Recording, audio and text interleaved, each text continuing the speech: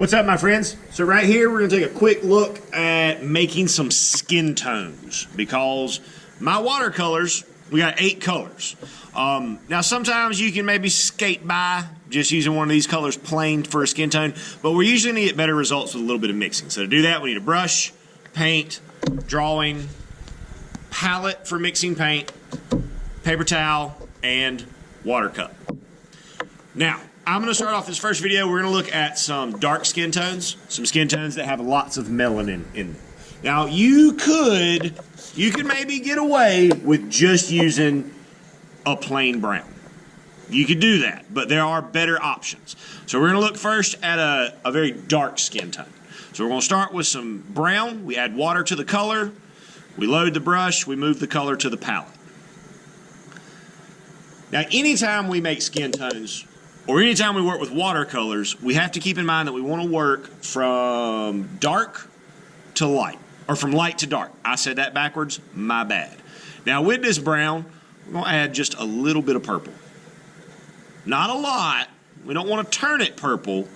We just want to tint it, or shade it down some. So I got a color, now we want to thin that color down. And remember, when we thin paint, we are adding water to it.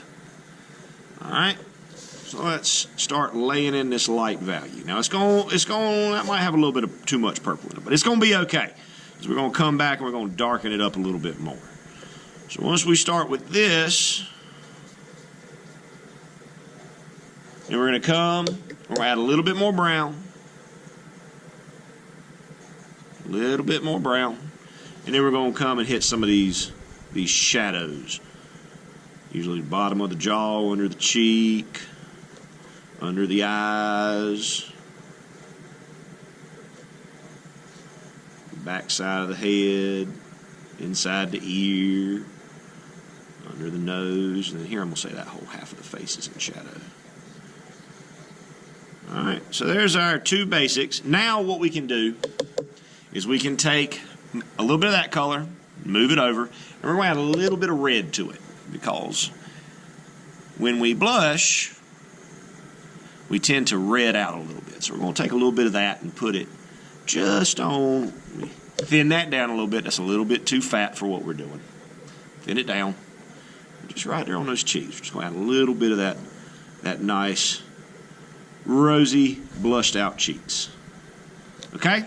So there's kind of a darker skin tone. Let's take a look at a little bit lighter skin tone. So again, we're going to start with the brown, move it to my palette,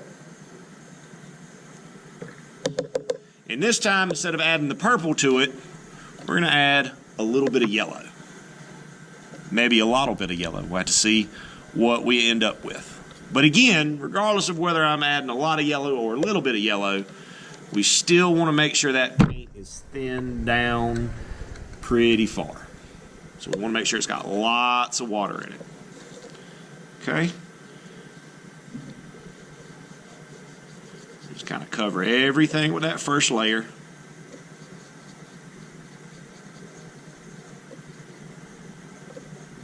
All right, and now we're going to come and we're going to add. Now here you have a choice. You could add a little bit more brown to it, or you could add a drop of that purple to it. I'm going to go with adding a little bit more brown to it.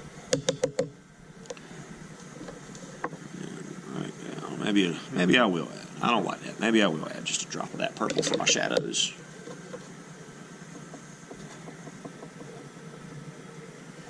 Again, just down the bottom, the cheeks, under the eyes, down the nose, back of the head, inside the ear, under the neck.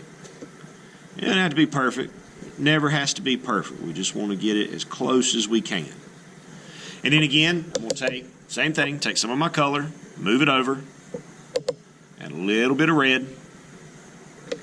That might have been a little bit too much red. And then we're going to put just a little bit of that color on our cheeks. Ooh, that was too much.